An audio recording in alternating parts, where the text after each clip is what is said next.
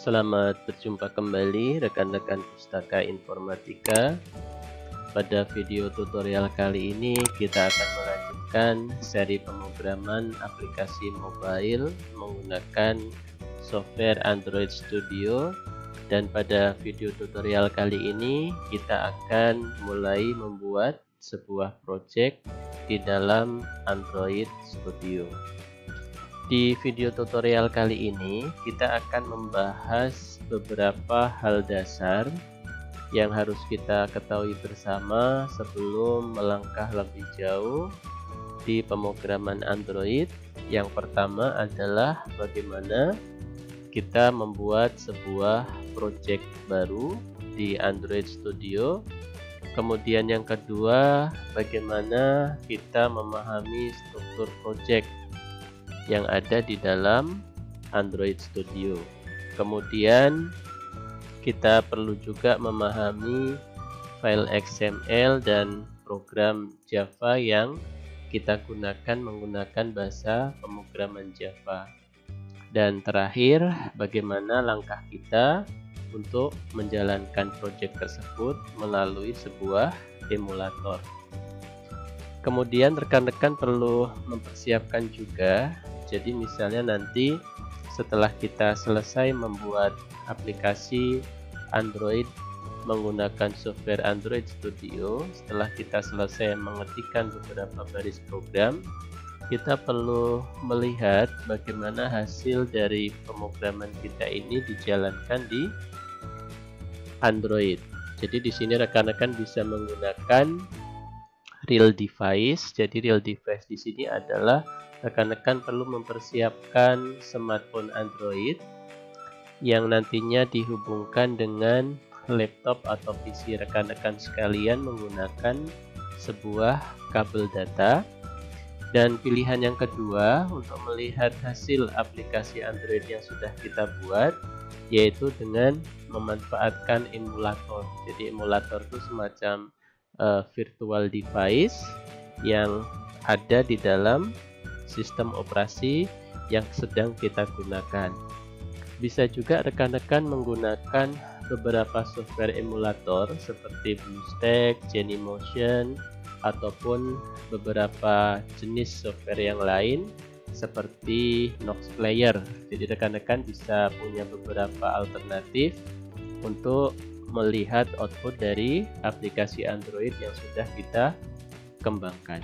Selanjutnya rekan-rekan silahkan aktifkan Android Studio yang pada pertemuan sebelumnya kita sudah mempersiapkan dari alamat Android developernya. Kita bisa download dan sesuaikan dengan versi dari operating system yang rekan-rekan gunakan, apakah 64 bit ataukah 32 bit untuk arsitektur prosesornya.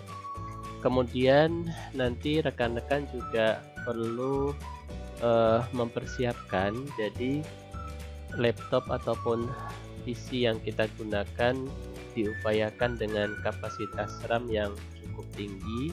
Yang direkomendasikan adalah minimal 8 GB untuk ukuran RAM-nya, sehingga nanti ketika kita meload aplikasi Android Studio dan kita menjalankan emulatornya tidak terlalu memberatkan prosesnya.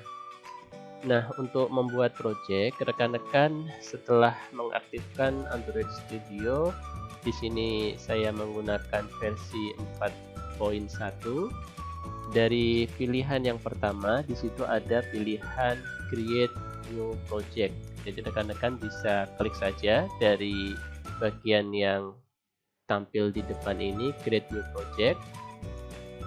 Kemudian rekan-rekan bisa melihat kita diminta untuk memilih template. Jadi project yang akan kita buat ini apakah nanti akan diaplikasikan ke smartphone ataupun tablet yang ukurannya cukup minimalis, ataupun ke Wear OS ataupun Android TV dan seterusnya ya. Ini ada beberapa banyak pilihan. Nah, rekan-rekan kita bisa pilih saja yang phone and tablet.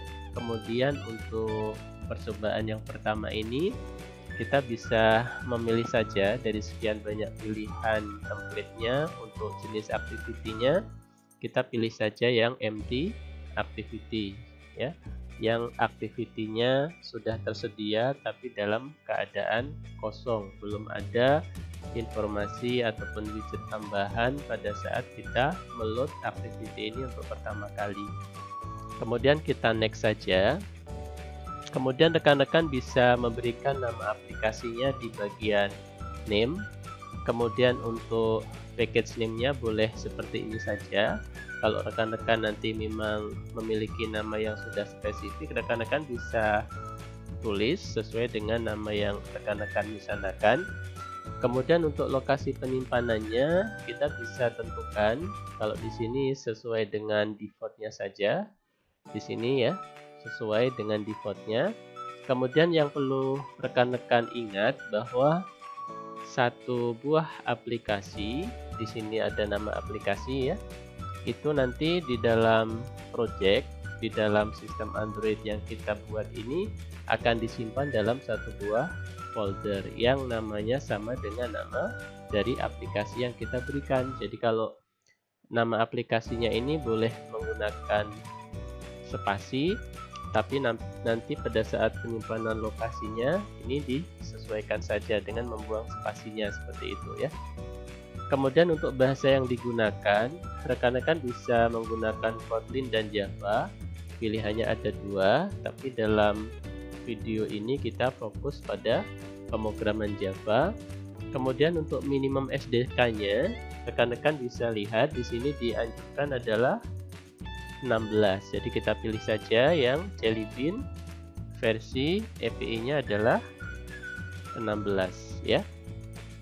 Kemudian setelah itu kita cukup klik tombol finish saja sembari menunggu Android Studio meload beberapa jenis file yang diperlukan untuk membuat atau membangun sebuah project. Dan proses ini akan menyesuaikan dari spesifikasi perangkat keras ataupun spesifikasi dari laptop dan PC yang sedang rekan-rekan gunakan. Jadi di sini kita bisa lihat proses loading atau memuat beberapa file dan library yang otomatis di-generate pada saat project ini dibuat.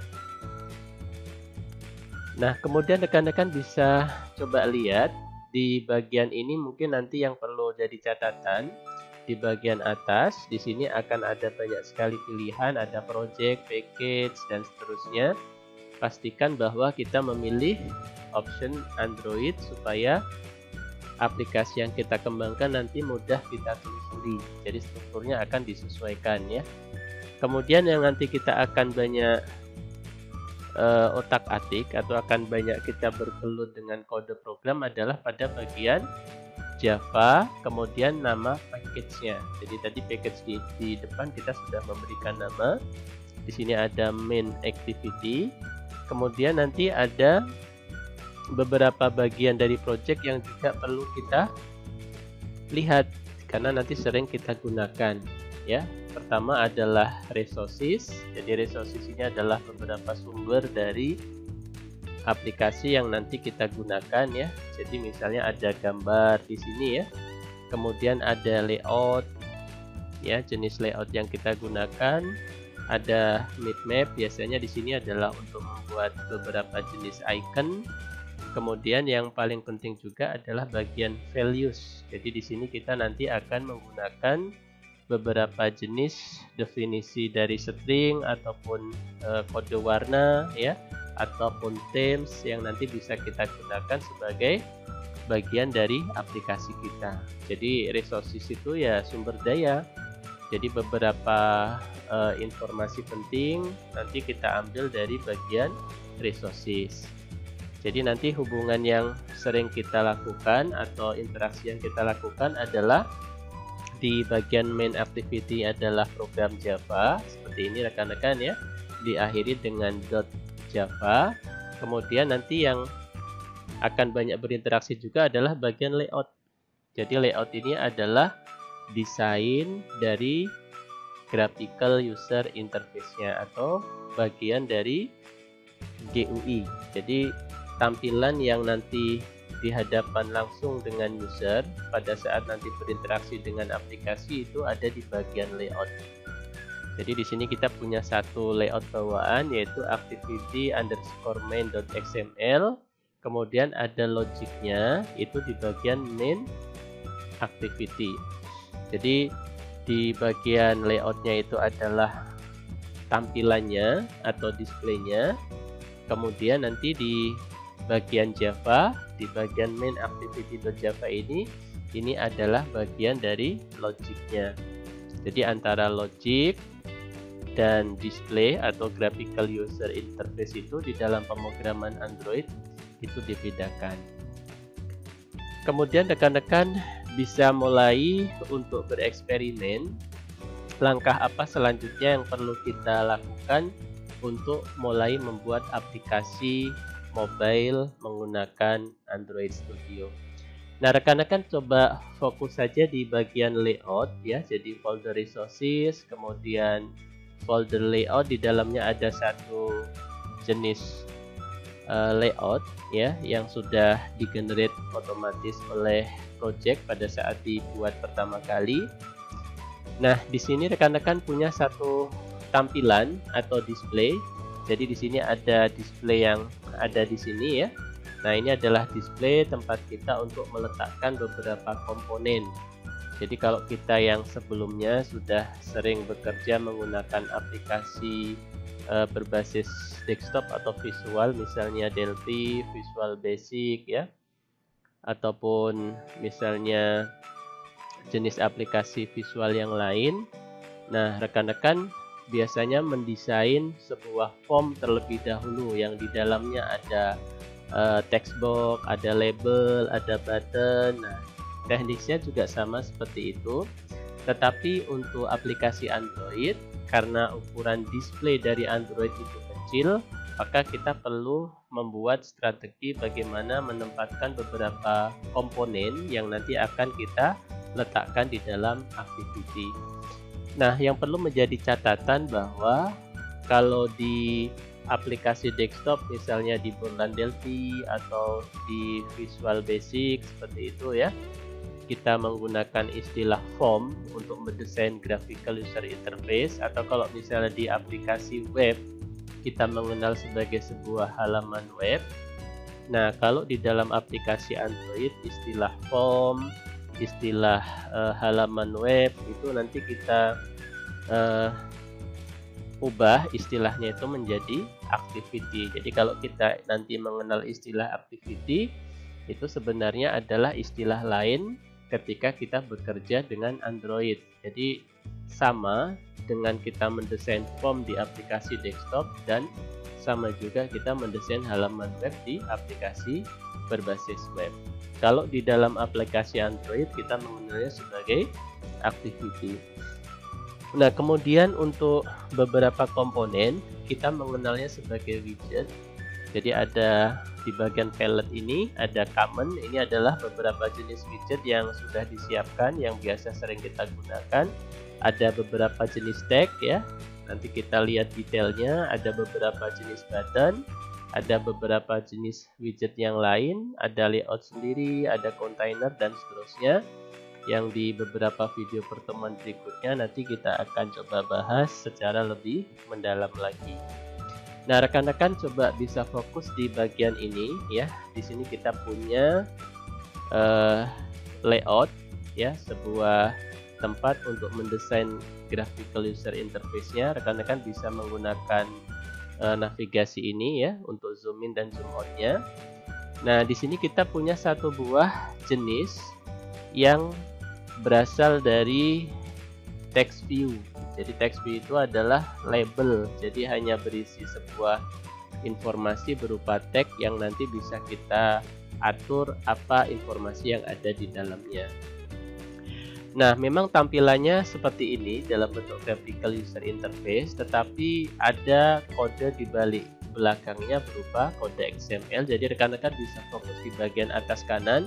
Di sini ada bagian desain. Kalau kita hanya melihat tampilan hasilnya saja, ada bagian split kalau kita ingin fokus, ada bagian yang menggenerate yaitu kode XML seperti ini, dan di sebelahnya ada bagian desainnya, hasil dari kita mendesain dari activity, dan kita juga bisa fokus ke bagian code saja kalau misalnya kita sudah expert ataupun lebih nyaman menggunakan desain itu secara programatik atau fokus pada pengkodean seperti ini. Jadi kode XML inilah yang menggenerate hasil dari sebuah display yang muncul di activity.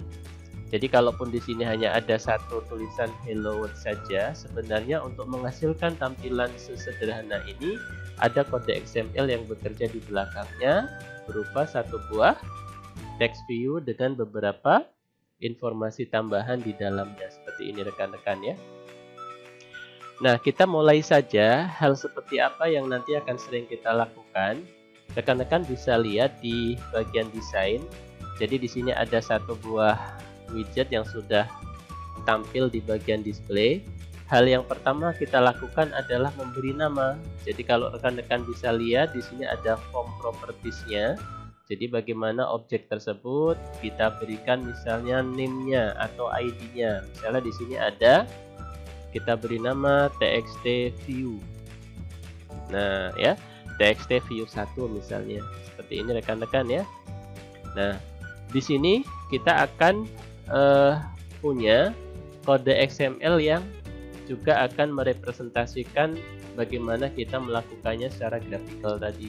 Maka di sini ID-nya akan berubah menjadi txt view 1 seperti itu. Nanti kalau rekan-rekan mau menambahkan misalnya di bagian desain satu buah text view juga boleh. Letakkan saja dengan cara menariknya seperti ini ya. Nah, seperti ini boleh. Nah, kemudian di sini diberikan nama misalnya text view 2. Jadi rekan-rekan bisa tambahkan di sini txt view 2. Di enter saja.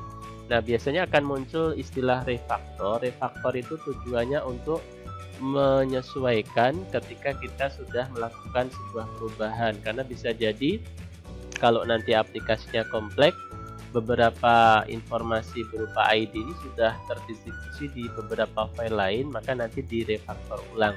Jadi disesuaikan bahwa ID name-nya tadi itu akan diubah di seluruh bagian project kita. Silahkan di sini direfaktor saja ketika kita sering mengalami atau membuat perubahan ya. Nah, rekan-rekan bisa bagian code di sini. Nah, di sini kita bisa lihat beberapa perubahan yang sudah muncul di sana ya. Nah, rekan-rekan bisa simpan saja dengan menekan Ctrl S atau dari file pilih Save All ya. Nanti di sini akan muncul informasi seperti ini. Nah, rekan-rekan bisa lihat juga bagaimana caranya kalau kita akan merubah informasi yang ada di sini. Misalnya hello world, kita ubah menjadi misalnya selamat datang. Kita ubah saja di property tag-nya. Selamat datang. Kita enter. Seperti itu ya. Kemudian di text view yang kedua juga sama. Kita ubah.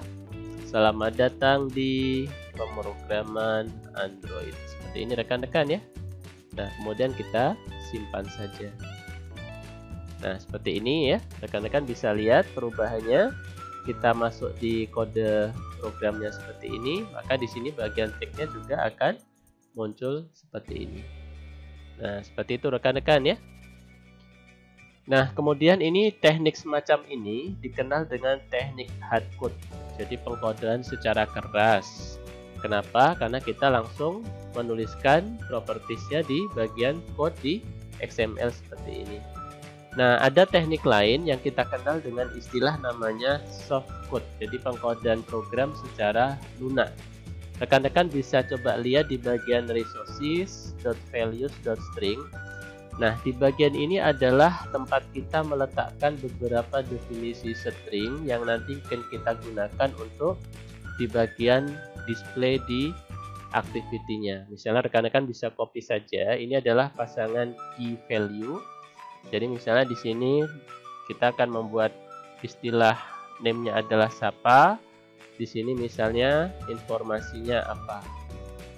Nah, seperti itu ya. Misalnya di sini nama sapa ini kita tulis seperti tadi, selamat datang.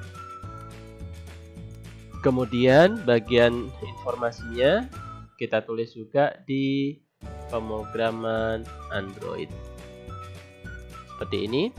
Kita akan mencoba menerapkan bagaimana mengimplementasikan dari teknik softcode. Rekan-rekan bisa masuk di bagian XML-nya. Nah, di selamat datang ini rekan-rekan ganti menggunakan add, karena di sini banyak sekali rekan-rekan muncul ya. Kita menggunakan string yang ada di resources, values, string. Maka di sini ditulis saja informasinya, dipilih string sapa. Kemudian di sini juga sama, rekan-rekan bisa tulis saja add string informasi. Nah, kemudian rekan-rekan simpan ulang di sini. Seperti itu, coba lihat hasilnya. Boleh split, boleh desain.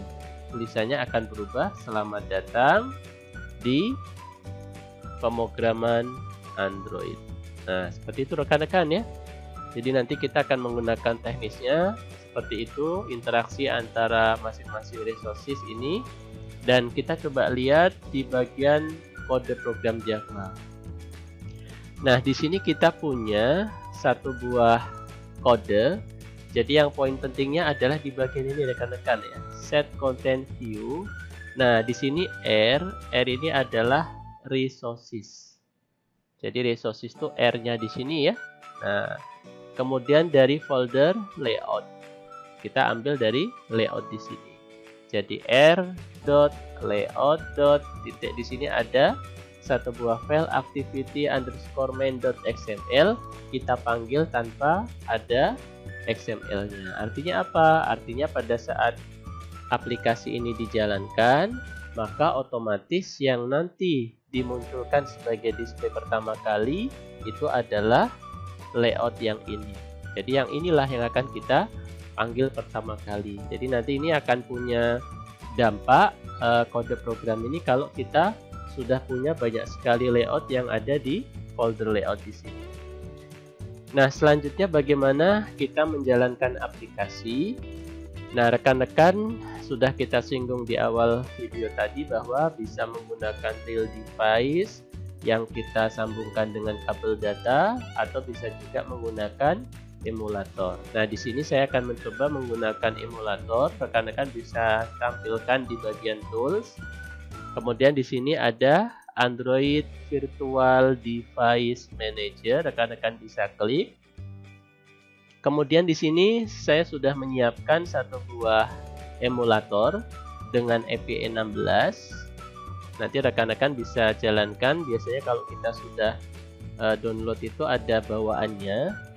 Kalau rekan-rekan nanti sudah muncul list seperti ini, tinggal di run saja pada tombol ini ya, launch this AVD in the emulator, ataupun rekan-rekan bisa create virtual device kalau memang belum memiliki definisi emulatornya. Rekan-rekan bisa klik create virtual device-nya. Kemudian di sini banyak sekali pilihan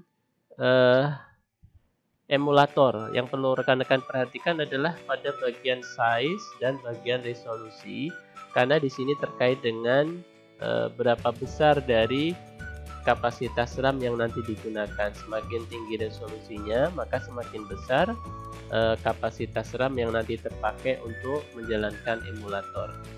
Nah, di sini rekan-rekan bisa pilih salah satu saja. Nah, di sini pilih resolusi yang kecil ya. Nah, misalnya di sini saya menggunakan Nexus 4 misalnya. Rekan-rekan bisa pilih next saja. Seperti ini. Nah, di sini ada bagian recommended. Rekan-rekan bisa pilih kalau misalnya memang belum terdownload. Nanti ada pilihan download di sini. Rekan-rekan bisa klik saja sambil terhubung dengan internet, langsung di-download saja kalau di sini sudah terdownload ya. Atau misalnya saya bisa menggunakan API yang lain yang versi lebih bawah. Nah, di sini juga bisa ya, rekan-rekan bisa download. Kebetulan di sini saya sudah mendownload versi 16 Jelly Bean. Jadi kalau rekan-rekan belum ada yang ready silahkan download salah satu API yang ada di sini ya. Kemudian nanti di next saja. Nah, setelah itu di finish. Nah, kemudian setelah muncul list dari FID-nya, rekan-rekan bisa klik run saja dan pastikan prosesnya berjalan sampai muncul emulator. Seperti itu rekan-rekan ya. Kita klik sekali saja, kemudian kita close sembari menunggu emulatornya diaktifkan. Nah, ini emulatornya sudah aktif rekan-rekan ya. Nah, jadi kita sudah punya emulator yang nanti menjadi output dari aplikasi kita. Setelah itu rekan-rekan bisa klik saja, di run saja di sini sekali.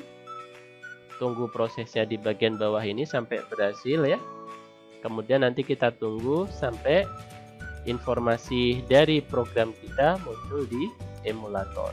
Nah, seperti ini rekan-rekan ya, kita sudah berhasil membuat aplikasi sederhana dan menampilkannya ke dalam sebuah emulator. Jadi sampai di sini proses pembuatan proyek kita sudah selesai, dan di pertemuan berikutnya kita akan mengupas lebih dalam hal-hal penting terkait dengan pemrograman aplikasi Android. Sampai berjumpa kembali pada video tutorial berikutnya. Terima kasih.